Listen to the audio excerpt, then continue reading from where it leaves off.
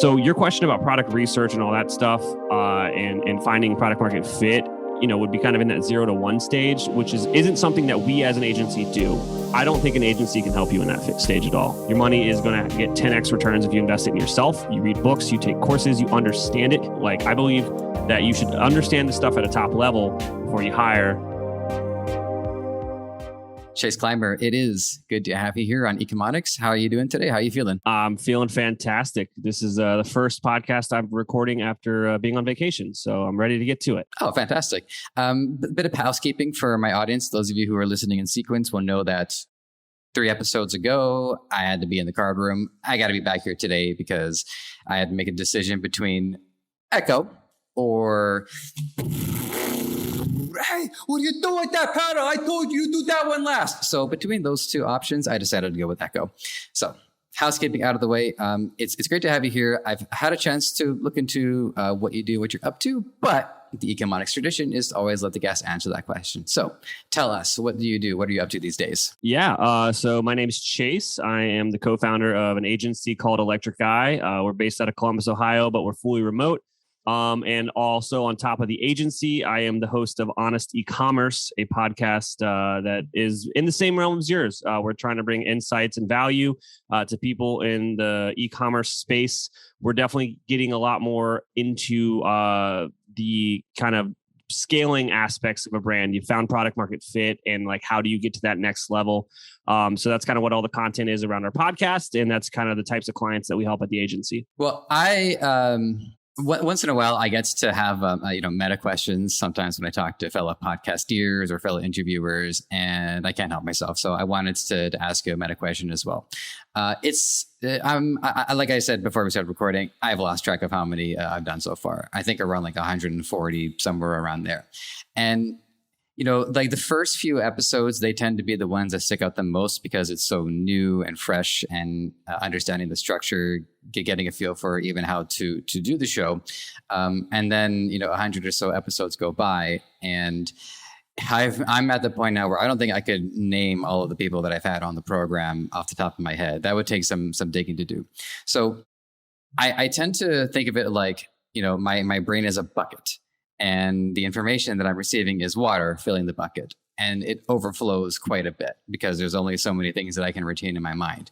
I'm keen on hearing about your experience in this realm, is how each episode has managed to continue to resonate with you, how you've been able to keep the information somewhere valuable for you to come back and extract to, and maybe just comment on like the bittersweet part of doing this, which is, each guest is at their most significant when you get to talk to them. Yeah. I mean, just to be very honest with everyone listening, starting the podcast was the best business decision we made for our agency and probably for my professional career.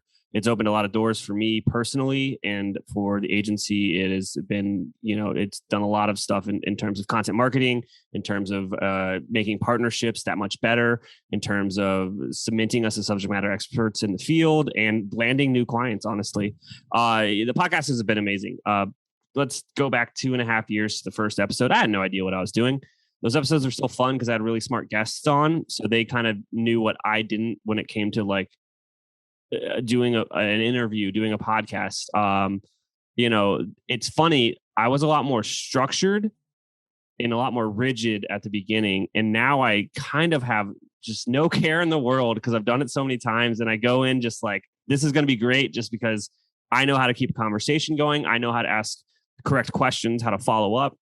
So the podcast is now on episode, like with bonus episodes, I think we're well into 200 of just the ones we've recorded. And then I've also been guests on a bunch of them too.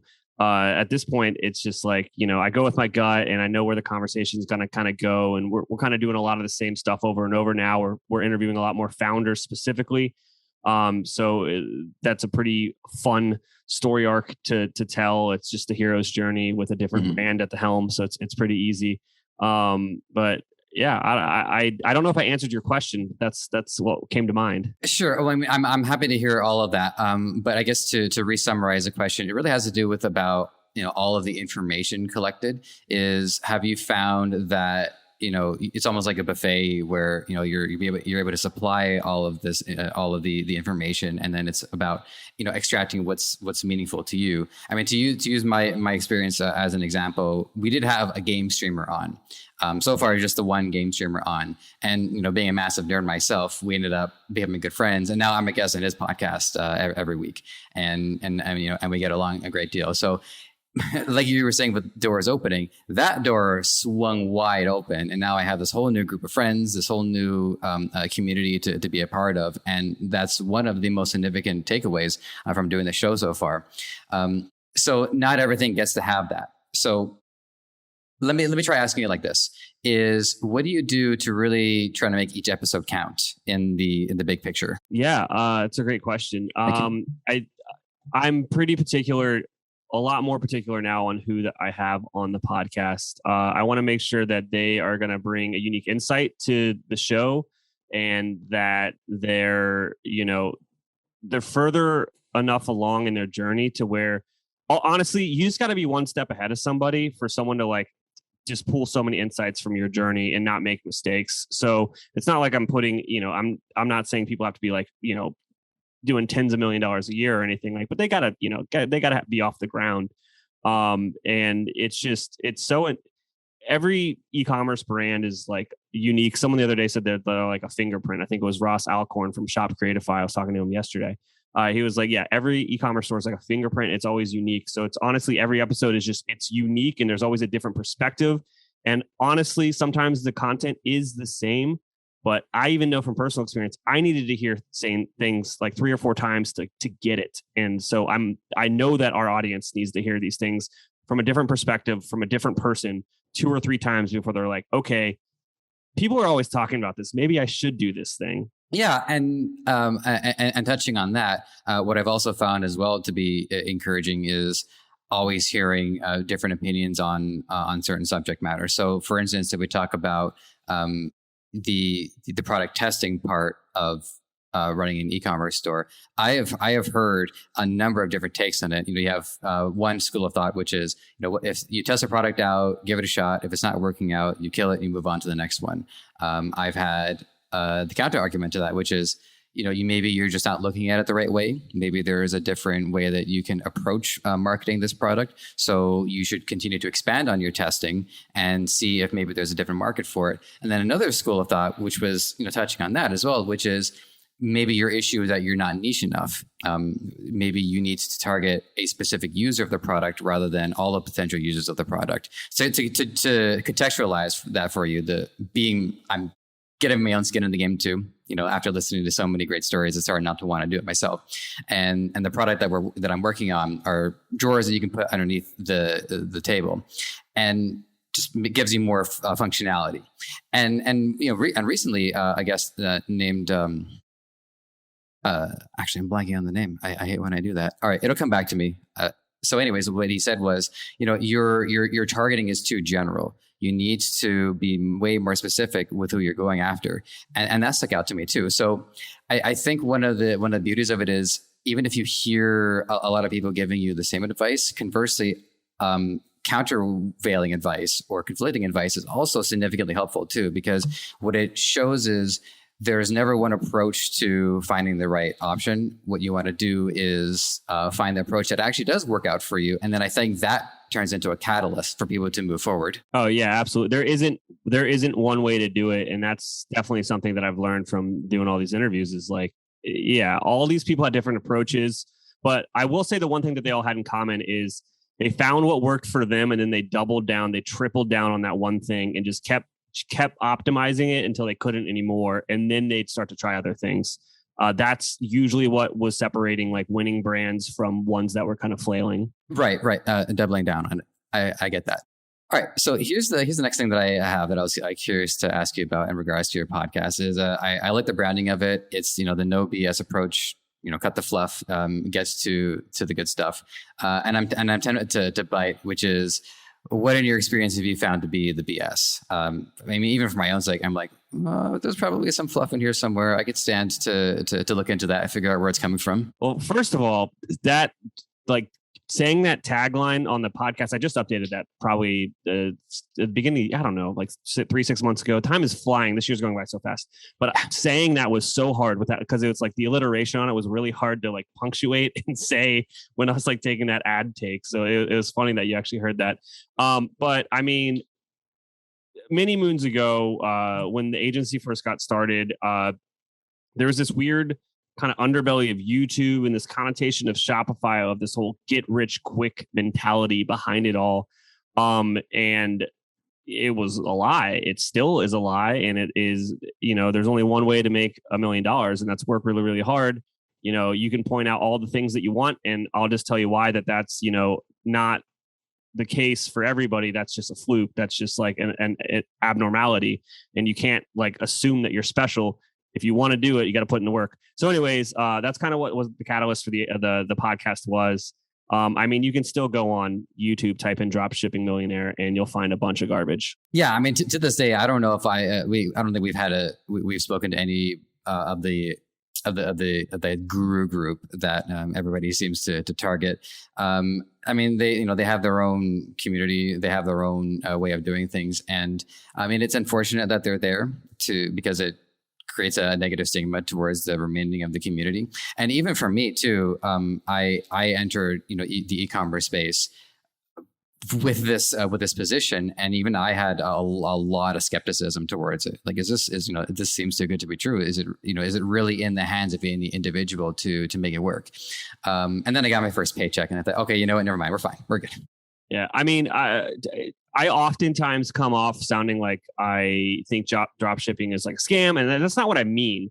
I know people making money with drop shipping currently, but they're doing it in a very specific, tactical, niched way. That isn't the way, where it's like, I'm going to teach you how to set up and make money in 15 minutes with a Shopify store. Like you're never going to do it that way, because there's tens of thousands of people doing that a month as well. Like the competition is so wild on anything you're going to find on like those apps like Orbalo or anything like that. But if you can think about it and actually find a niche in the market, and then you are playing the long game, like you can still find success in drop shipping. I just think that what attracts people to e-commerce sometimes is the glitz and glam and the money and like get rich quick and like the working is easy and make your own hours type stuff, which I really want to just blow that wide open and be like, if that's what's getting you into this, all you're going to do is like lose a bunch of money on Facebook ads and on whatever course you buy, and you're not going to have a good time. Oh, so quick record keeping, Jonathan Ung. Once again, I'm so sorry. I can't believe I dropped his name. Anyway, so back on track. It's a motivating factor for a lot of people, and it's appealing. And anybody who thinks it's too good to be true is accurate. But I do want to take a moment to explore what is the true motivating factor, and it's corny, but I really think it comes down to the desire for freedom. And I think for a lot of people, money is just the means to achieve that freedom. And I've tried to consider what is a comparable method to it. And I don't think it gets any better than entrepreneurship. It really doesn't. Because once you get to that point where you can start delegating tasks and you do have control of your own hours, you do have control over, where you want to be and what you want to do and how you want to branch out. I can't think of a more freeing method, short of meeting aliens and discovering all this new technology that actually does free up all of our time. But from your experience, what have you found to be the true catalyst that has motivated people to make it work in this space? I mean, I just want to agree with you that entrepreneurship is like the coolest thing ever. I'm over here like telling my friends to quit their jobs and like follow their dreams and like, dude, you can do it. Like, I believe in it so much, and I have met people that they themselves will say, I'm an idiot and I have an amazing business because it's not that hard. You know what I mean? It's stuff they should be teaching in high school, honestly. Like entrepreneurship is awesome. But to answer your question, what are the commonalities that I see in people that are finding success in e-commerce? And it's a passion about solving a problem. It's a passion about their product being the best that it can. And above all, it's being passionate about being the best like they can to their customers. They put their customers on a pedestal. So one thing that you mentioned is with your business, I don't think everybody that you're working with, all of your clients are drop shippers per se. Is that right? Like some of them may be drop shippers, but not everybody. Actually, none of our clients are drop shippers, and it's not that we have anything against it. It just doesn't use the margins are too thin to afford what we do. Is the way I can describe it. Okay, so yeah, so I was wondering about that. So then, what I'd like to say, what I'd like to ask then instead is, what are the business models, or what is the I guess the manufacturing method? Is it people who are, say, they started by manufacturing something in their own house, in their own basement, and they found their way to a warehouse, and they're doing manufacturing at a plant? Yeah. So basically, like our most of our clients are kind of like experiencing this in their business. They've got product market fit. They're doing a couple $100,000 a year. They're not far away from doing $1 million, and they've been doing it all themselves. Maybe a few trusted partners. The team is small, like less than 5 usually. And they're wearing a dozen hats at a time. They're bopping in and out of the business.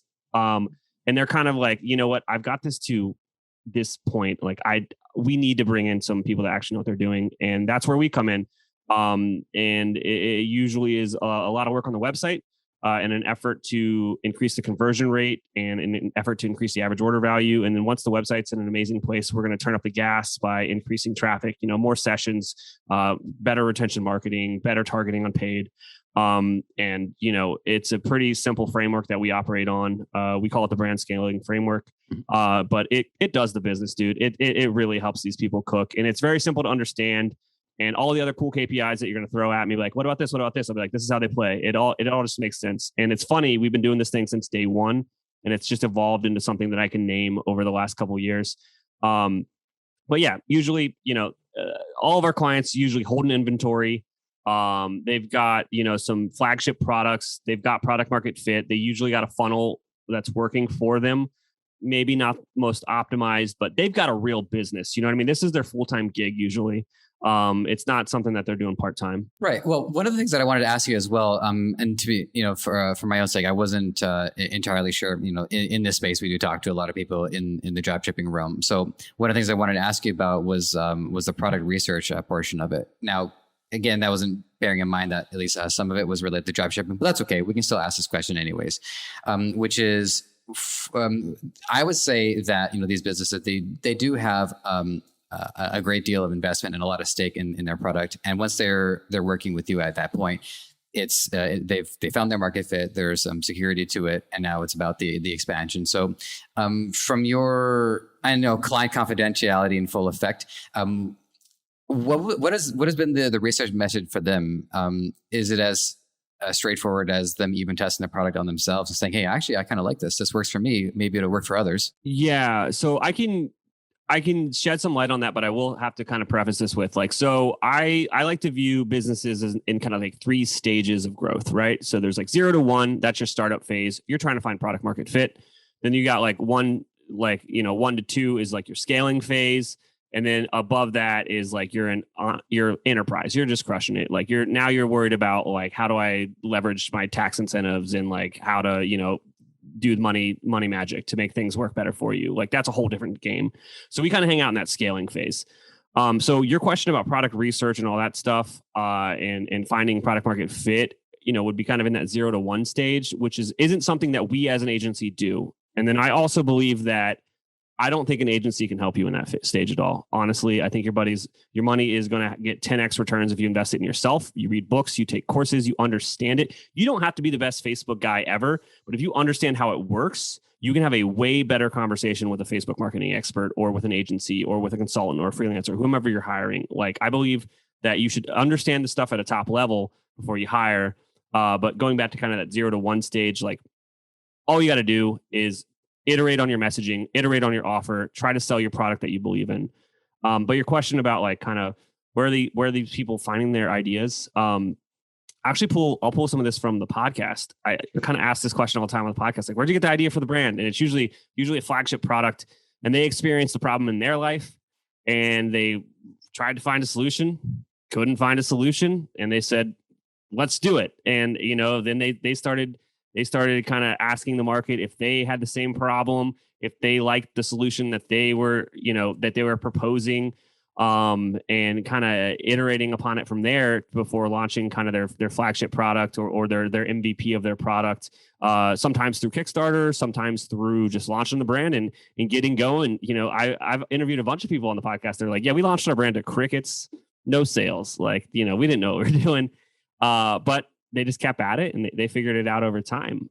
These days, though, with clients that are working with us, oftentimes they're asking their customers, like, what do you want? Like, what do you want to see from us? Like, hey, you really like our t-shirts. Like, you want to see a hoodie? Do you want to see a jacket? Do you want to see jeans? And their customers are kind of telling them what they want to see from it.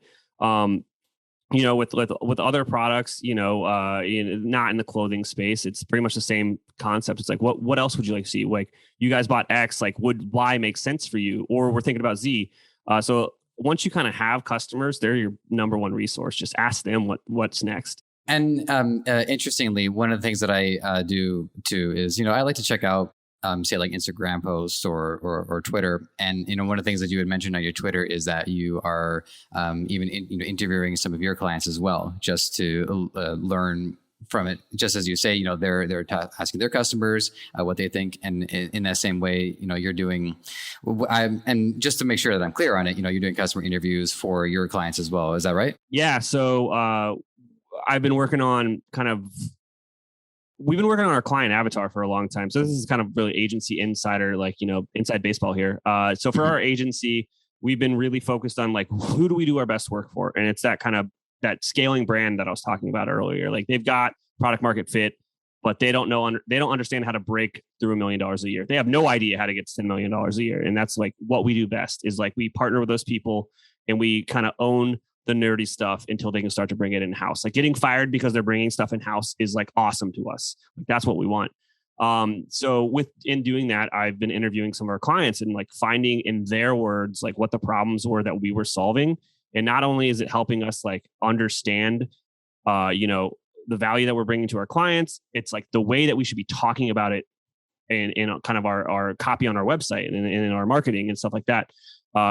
Client interviews are like just a silver bullet. Just go. It doesn't matter what business you're in. Ask your best customers, like, what did we do? Why'd you pick us? What can we do better? What would you say to someone that was thinking about working with us? Like, just those 4 questions would like give you so much to go on. And this leads into really one of my favorite questions to ask on the program. It's about the ability for that data to be collected in aggregate. You can, if you were to say just interview one person, you would get one set of answers, but tying in what we described earlier, you can have a lot of different takes on it. So when you've talked to a great deal of your customers and you've collected all of their answers, what have you been noticing in aggregate, or have you noticed patterns or trends or consistencies across some of what they're saying? And I don't just mean specifically about what they're saying about your business. I'm curious to hear about that too. But I'm also curious to hear about they're consistent with the issues that they're having and how what patterns keep occurring across multiple clients. Yeah. Well, I mean, I guess I only got the insights with our agency clients to share, really, because we don't do these sort of insights for our clients currently. But it's surprising to hear just getting back to people in a timely manner was like they were like, you guys are on it. You respond, like, you don't have the answer, but you say, like, you just let me know that you've seen it. Like that's worth it to us. And then another thing that came up a few times was like this concept of people were saying they were Shopify experts and they just weren't. And, we eat, sleep and breathe that stuff. Like, we've been in the partner program forever. Like, we have, people on speed dial we can call when things go awry. It's like, we are ingrained in that community. So it was fun to kind of see that be validated as well. Okay, so I want to get back to the brand scaling framework, because that is one of the key factors to what it is that you do. And this is the kind of thing I imagine this could take. Maybe it could take hours. Maybe it can take maybe you can explain it in 10 seconds. But I'm a big fan of like that middle territory. Not too concise, but we also we can't keep it forever. But yeah, it's something I definitely want to hear about and how it functions. Yeah. So it doesn't matter what you do. You're selling a service, you're selling a product. Physical, digital, whatever. What drives people to purchase is getting value out of that investment, right? So, what drives people to work with an agency usually is an increase in top line revenue, more sales, more customers, more whatever, right? It's just more. They want more for whatever they give you. So we kind of distill all of our projects down to 3 KPIs, right? And this is kind of what the brand scaling framework's all about. So the KPIs we care about: average order value, conversion rate, and sessions. We use those terms because those are the terms that are used in the back end of Shopify. And I'll kind of dig in a bit more as to why those are important now. Sure. So let's just say you look at those numbers for the last 90 days, last 30 days, whatever. If you multiply them all together, you're going to get really, really close to what your sales were for that time period, right? Because it's all aggregates of the averages. So as you use that as your baseline, let's dig into each KPI and talk about like what we could do there, right? So the first one that we look at in tandem, like the first two we kind of look at in tandem, because it's basically we're going to improve the website. So the first two KPIs are average order value and conversion rate, right? So there's usually, with these brands that we're working with, they're on some premium theme that they've been on forever, that they've installed and uninstalled about 150 apps, and their code looks like spaghetti and it's very slow. And right now, like the huge thing is with Online Store 2.0 coming out, they're like, how do I use that? And we're like, well, good luck with all this weird nonsense in here from trying 18 review apps. So usually, there's a lot of work that goes into, possibly cleaning it up. 9 times out of 10, it's like, we're going to start from scratch because it's actually quicker to do that. Also, here's a surprise for everybody. I'm going to go on a tangent here. It's usually easier to start from a brand new theme than it is to fix something that's broken. It's honestly like asking someone to fix like your leaky shower, but not letting them like take the stuff off the walls and actually fix the problem. You got to like go down to the bare stuff and like rebuild it again if you want to do it right. So anyways, first two things we were tackling: average order value, conversion rate. So there's a lot of stuff you can do to increase conversion rate. Honestly, I can't give you tactics here because it's really case by case, but the things you really want to look at: speed. Your site speed is super important for conversion. The structure of your navigation. So searching, filtering, you want to get me as your customer to your product as fast as possible. And, one thing I notice all the time is if you have like kind of higher SKU count, like you should let me find only the black products, or only the products that are in my size, or only the products that solve this problem. Like you need to have your SKU, your filtering and your sorting on point. And Shopify kind of put that out now with Online Store 2.0, but it's still probably a custom feature to do it the right way. But honestly, you want to shorten the customer journey. You want to go from the homepage to the collection page to the product page to the checkout as quickly as possible. Like that's going to help your conversion rate go up. And then just answer your customers' questions before they have them in that journey. That's going to increase your conversion rate, right? So that's really strategic ways to do it. The tactics are just so different between each brand, each theme, each design. So I wish I could give you guys like, go do these 4 things, but I can't, I have to see what you guys are working with. And then, so that's kind of the first thing is conversion rate. The second thing is average order value, right? So this comes down to your offer. It's your offer kind of also plays into your conversion rate, but it's your upsells, your cross sells, and your bundles are pretty much the only ways that you're going to increase your average order value. And so there's a lot of places to do that. I spent a good afternoon about 2 or 3 weeks ago looking through, I want to say like 3 or 4 dozen Shopify stores, like high-end stores doing millions of dollars a year, and kind of seeing what they were doing. So the commonalities that I saw is a lot of upsells are starting to take place. First place you'll see them is on the product page. They also are usually, bundles are usually introduced on the homepage to kind of let people know that they exist. But something I saw that was a lot like kind of common would be like if you had a singular product, having an upsell on the product page to like a higher amount of that product, or like a bundle of that product exists. There's always pop-ups that come up as well. That's one way to do it. I see a lot of people putting now upsells and cross sells within the cart. There's a lot of cool stuff that you can do now. If you know what you're doing, you can actually do upsells and cross sells within the checkout itself.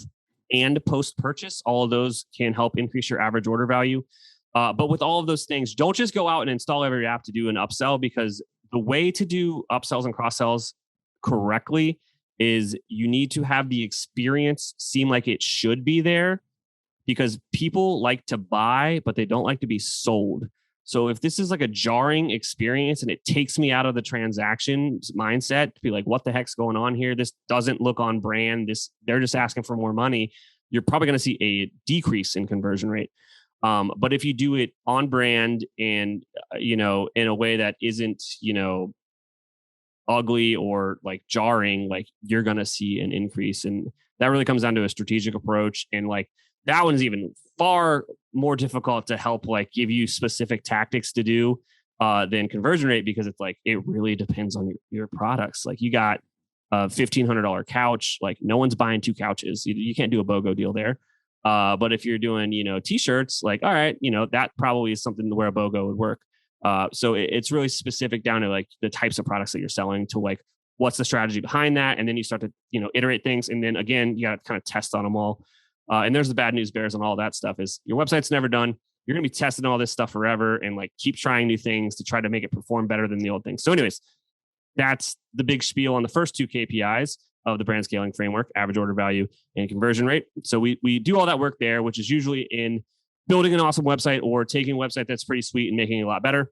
So that's like the first part of it. And then the second part of it is, now let's pour gas on that fire. Let's increase the sessions. And that usually comes down to, owned marketing or retention marketing. Those words are being thrown around a lot lately, which basically means email and SMS. So you better have all your automations in place. Like if you don't, stop listening right now, go set up all your automations. Marketing automation is awesome, and it just will help you, print money while you're sleeping. But then on top of that, you need a pretty good strategy for your campaigns on all that stuff. And so you need to make sure you have that for like your own marketing or your retention marketing, which is like email and SMS again.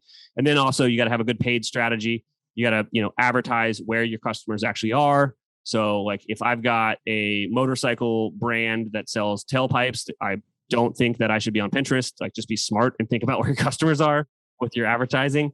But if you're selling jewelry, I think Pinterest would probably crush it for you. Like you gotta go where they are, and just be wary about your KPIs on kind of like your margins and what you can afford to spend to acquire a new customer.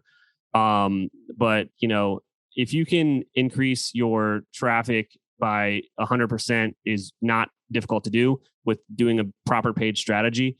You can, that's just going to double your sales in and of itself. But if you can increase your conversion rate and your average order value by 10 or 20%, these things are compounding. So now you're up to like 150, 200% improvements on your brand. I almost wanted to applaud you there for that. That was an experience and a half to listen to. And I wrote down a number of things that crossed my mind as you were describing it. One of them is because you're describing the process of your upsells, your cross sells, post purchase upsells as well. I was hoping you would mention that too, because I wanted to hear your take on that. And this came to my mind, which is also one issue that I'm wondering if you've seen happen where let's say I'm interested in purchasing a product, and I'm just going to say a face cream because I think that might be a relevant way to characterize this example. And then by the time I've gone to checkout, there's been a number of upsells, and they all seem to either be like, you need like the pre-face cream, and then like the post face wash face cream. And what ends up happening is that they've actually sold me out of the initial product, because now the impression that I get is that this product is no longer all I need in order to actually have the satisfying experience that I'm looking for. Now it's like, okay, now I get it. If I buy all of these, then I'll be in good shape. But if I miss out on even one of them, now I'm basically screwed over. And I'm wondering if you've ever encountered a situation like that where the upsells and downsells and cross sells have actually diminished the selling power of the product that they're trying to sell. I really like your example because it allows us to get a little more tactical on like how we do this. So for that particular thing, I would say that their funnel shouldn't probably be just for the singular face cream. Their funnel should be for the bundle, right? Like if you're trying to, I'm assuming you're a new customer, right? So you should have like a new customer bundle. It's like you get the X, Y, the Z, and like the scrubbing pad too, and it's a discount because you're getting them all together. That should be like your main funnel there when you're acquiring a customer. And then over time, you just try to sell them the replacements. And then I think within kind of what you're talking about though, like if I'm coming and I just want to have this one thing, I think the copy should be positioned in a way where the awareness of like it not being the only thing they need, like should be implied. But it does come down to like very, very particular copywriting, which is unbelievably difficult and important in e-commerce. The next one that I wanted to follow up on was post purchase, and so we did have a conversation not too long ago about post purchasing, and what my finding was the products or the offers that are being marketed, after somebody has converted, have to be of a specific nature. It's because if you want to have that surprise and delight, but you don't want people to feel like, well, why didn't you tell me about this sooner? I would have bought it sooner. And so what we found was the kind of products that they sell tend to promote the lifestyle. I was almost as if I'm committed to this, now this product will help that. And to use an example in specific, it was say Magic Spoon, right? They're selling people on cereal. So the post-purchase upsell that they go for is a spoon and a bowl. So if somebody says, well, yeah, I'm going to go back, I'm going to buy more of this. I think I would like a spoon and a bowl that goes with it. And it helps to cement the lifestyle change. And that's been my finding. But I'm curious to hear about your finding and what's really worked for the post-purchase part of the funnel. I mean, so many things can work. Like, again, there's no one way to do it. I think that a fun thing that I've noticed is having a kind of a one-time offer, something with like a time limit to it, with some sort of super steep discount if your margins can kind of afford it. Adding one more t-shirt to a box that you're still profiting on and not having to eat another shipping is just more profitable than selling 2 of the t-shirts for full price and eating the shipping usually. Another thing that I've seen, let's talk about face creams and stuff, is having people be like, oh, like, do you want to, these are our new product lines. You can get these samples. You can only buy these samples as post purchase. You can't buy them in the store. They're only add-ons because you've already purchased. We can add these in for dirt cheap if you want to sample these other things that we're bringing to market. I've seen that be super successful too. Like, say you're buying a $30 face cream, and they're like, hey, like, we're, this is our next product line coming out. Like, do you want to test we have a sampler of the exfoliating thing for $5. You want us to throw it in? And you're usually like, yeah. So here's a crucial thing about upsells. You usually aren't going to see someone unless you're in a lower, like, how do I want to say this? It's like $30, $40. You can double the cart size. That's pretty easy to do. But if you're at $120, you're not doubling that cart size, but you can increase it like $10, $20. So you got to be thoughtful about the types of offers and products that you're putting in front of people. So if I'm buying one t-shirt and offering me to buy a bundle, like buy 2, get 1 free, that's an easier upsell than trying to get me to, buy 10 more shirts or something like that. I'm never going to do that.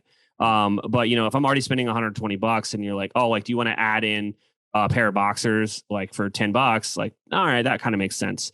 You got to be kind of thoughtful about what offers you're giving for the price points of your products. The next one I wanted to follow up on is it was the third part of it, which were the sessions, and I just want to get a little more clarity on the parameters of it. So first of all, very 101 question, but I got to ask it, which is, a session is, the moment that they come to the website to the moment that they leave the website. That's what a session entails. Yeah. I know the definition exists in the back end. Like, you can hover on the name, I think, of the back end of Shopify, and it'll tell you what it is. But off the top of my head, I believe it is unique visitors, basically. Oh, okay, yeah. Because the thing that I was interested in knowing, and I suppose further up on, is how well we're able to really discover this, whether via expertise or through looking at the Shopify dashboard, is the activity level, the length of it, or even just the intensity of how many times they're clicking around, how often that you can see maybe somebody going to the FAQ page or they're checking the about page. Are they really looking around the website before they make their decision? How often you can see people are just going directly through the funnel as intended, going right to the purchase and heading out in no time flat. Is that the kind of thing that we're also able to look at? Yeah. So I just realized I gave the wrong definition. So sessions are unique sessions. So it isn't unique customers, because customers are coming back 2 or 3 times before they're purchasing within a month. It's like each unique, like, I'm on the website now playing around, then I leave, and then that's one, and then 2 weeks later I come back and do it again. Like, that's another session. But it isn't page views, so it's not counting like every page I see. It's just the amount of times I'm interacting with the websites during that particular time frame. Within the Shopify backend, you can like see some stuff, but if you're going to nerd out on it and really dig into the weeds, like, you got to get into Google Analytics. Okay, so this is going back to the beginning of the brand scaling framework and discussing the issue that websites have, where you say, you're better off, starting over, rebuilding it. The example that stuck in my mind, because you mentioned the shower, but what stuck out to me was actually a very specific example. It reminded me of a next door neighbor we had, across the street neighbor that we had a van for years and years and years. And the longer somebody has a car or a van, the more it's going to cost to maintain it. Parts become harder to acquire. But the countervailing to that was actually the sentimental value of it, and wanting to hold on to this car. And maybe there were some advantages to it. We're not really sure. But so this is one of the silly questions we're going to ask. But I'm dying to know, is that, have you actually encountered this issue where there's some sort of sentimental value, or there's some limiting factor that keep them from wanting to agree to rebuilding it in the first place? It's only, I have, but here's the rub on that. It's usually with a younger brand. It's usually with someone that's like, this is my baby. I built this site myself. You know what I mean? That's where they have this sunk cost fallacy of like whatever they're working with. Mm-hmm. But once you kind of open their eyes to, this is how the money math works out. Like, are you willing to kneecap the growth of your business because you think that this color palette, or this navigation structure, or this site design is actually good? Like, once you start showing them data and trying to pull it away from feelings towards facts, it's definitely a little bit easier to kind of help people see the light of day. But here's inside baseball again. Like, not everyone's a great client. Not everyone is going to be like ideal to work with. And sometimes people are crazy. Like, that just is what it is. And then kind of another thing is all these numbers that I'm talking about, these KPIs, you have to have data first before you can do it. So let's go back to, like, I kept saying pour gas on it, right? Like, then we're going to go to traffic and we're sessions and we're going to pour gas on the fire. You don't have a fire. I'm just wasting gasoline. You know what I mean? You have to have something before you can make it better. So that's something I really want people to listen to, is like, if you don't actually have product market fit, if you're not getting organic sales and organic traffic, and like, if you don't have a business, spending more on Facebook ads aren't going to help. Like, you need to solve that underlying problem. You need to figure out, like, do people actually care about this product? And if not, why? And can you just change the positioning of it to fix, the perception of it? Or is there something fundamentally wrong with your product? Because it doesn't matter if you hire the best Facebook marketer in the world. If your product is trash, no one's going to buy it. I noticed this. So you said it was about the organic traffic and the organic sales, and that sticks out to me because what I'm imagining is, if somebody were to focus entirely on paid traffic ads, and forgive me, I don't know if that counts as organic. I don't think it does. I think organic counts as activity, community involvement, word of mouth, even having, say, an Instagram profile, having a Facebook profile. So how would you compare the necessity of the organic traffic and the organic sales versus the paid ad traffic and the paid ad sales? Is it a matter of, again, I'm sure this is a case by case basis, but I'm imagining that what you really want to see is that the traction that they're reaching for is sticking, and people are sticking around, and there's momentum being built in that organic way. Yeah, and this is definitely something that I'm sure other people disagree with me on, but is, I don't think it is a good idea to try to build a brand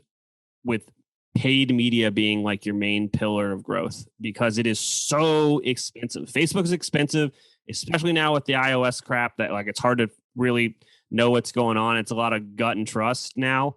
I think if your marketing strategy is to make it work on Facebook and Instagram ads, I think you're going to go bankrupt. Honestly, I think there are smarter ways to do it these days. And my advice to people is, like, don't spend $1 on paid traffic until you made $100,000. Like, literally, like, that seems like a giant number, but it's only 10 grand a month. You can do that through community, through Instagram, through, organic stuff. I think another unutilized channel, people often skip straight to Facebook and Instagram when they could probably just take that same budget and investment and just go see the influencers. Like, that is going to just gangbusters. It's going to go so much better for you. Actually, I'm happy to hear that, and it's funny because it ties into what we were discussing earlier. We do get a lot of variance of opinions. So even for my own sake, I can spend all day naming my limiting factors. Lord knows I'm not hurting for them. But what I appreciate about this is, the relationship between wanting to have that, or that organic momentum has to come from a business that really means what it says, and a product that that is out there to solve problems.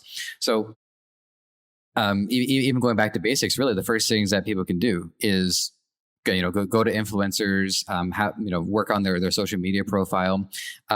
Would you say those are really like the beginning building blocks, or have you noticed an even more basic step one? I mean, I've interviewed brands on the podcast that they went into like Reddit forums or Facebook groups and were just talking to people about the problem that their product solved, and organically were like, well, maybe this would help you. Like, and that's how they got their first 10,000 customers.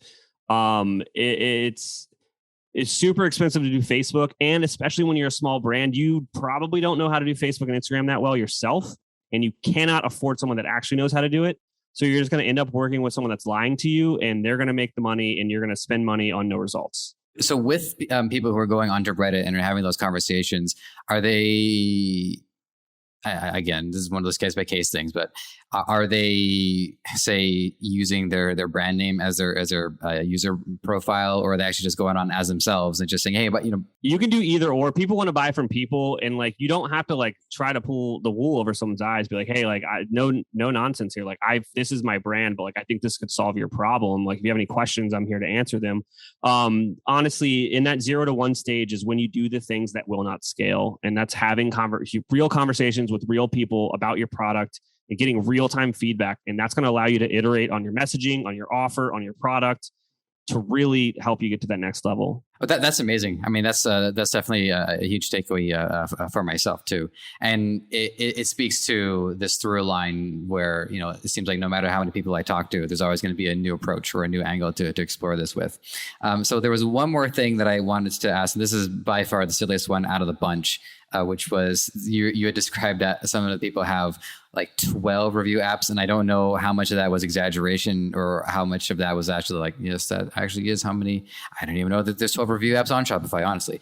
But speaking about the overall issue here is what exactly happens to somebody that drives them to, I mean, I can see like installing a number of apps. Each one fulfills a specific role, but there's starting to be like an overlap where, one is like UGC, but leans into reviews, whereas another is UGC, but it leans into like, I don't know, imagery, and they start to overlap. But to pick out multiple apps that are all doing the same things, what was the logic going through their mind at the time? I can only make assumptions, but we have definitely audited some websites where they had 30, 40, 60 apps installed, some of them doing the same thing. And it's because people don't know what they don't know. Mm-hmm. Most of the time, founders are creative people. They are passionate about solving their problem, the problem that their products solve. They're not technical people. They're not e-commerce experts. They're not advertisers. They're not marketers. They don't know what they don't know, right? So Shopify does a great job of like marketing this idea of there's an app for that, an app will solve that problem, but they don't tell you like that the second you install an app, it installs another JavaScript call to your website that inherently slows down your theme. And they also don't tell you that when you press uninstall, that only thing that happens is that app loses access to your store. That code is still in your theme, and it's still slowing your site down, and that call still exists. So every time you install an app, you are slowing your site down. I wish there was a big red button that says, are you sure this will slow your website down? Right? Mm-hmm. There should be, but there isn't. So people are oftentimes, there's free trials for all these apps. So they're like testing 3 or 4 apps to see which one they like. And then they settle on it, not knowing that they've got 4 times the amount of code doing the same thing, oftentimes conflicting with each other, and also making any developer's life a nightmare down the line when you're trying to fix or QA some issue. So I think it just kind of goes with, they're not technical. They don't know what they don't know, and they didn't realize that it was causing an issue. So I believe there's a second part of your question that I'm kind of drawing a blank on. No, that more or less, I think summarized it, and then some, because I think for some people who even gone so far as to realize, okay, this is getting redundant, they remove it.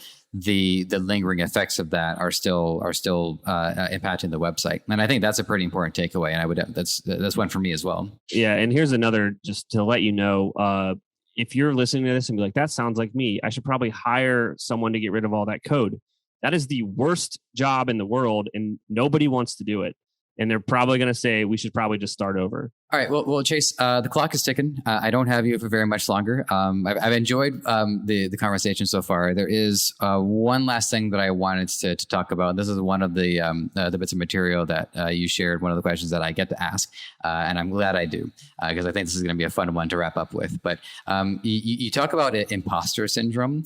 And that's an issue that I think each person faces. I've talked to some people; they've gotten to like the 7-figure range, the 8-figure range, and they still have that guttural anxiety about what am I doing? I'm not secure. I'm taking a massive risk. So what is it to you, and how has it affected what you do and what you're up to? Oh yeah, I mean, I'm on this podcast just shooting from the hip, saying the things I believe, but I could be wrong. Who knows, man? I don't know. I've just done this enough, and I've got the gift of gab. I try to believe in myself, but sometimes I wake up like I don't know what I'm doing. I'm running a business. I'm responsible for a lot of people's livelihoods.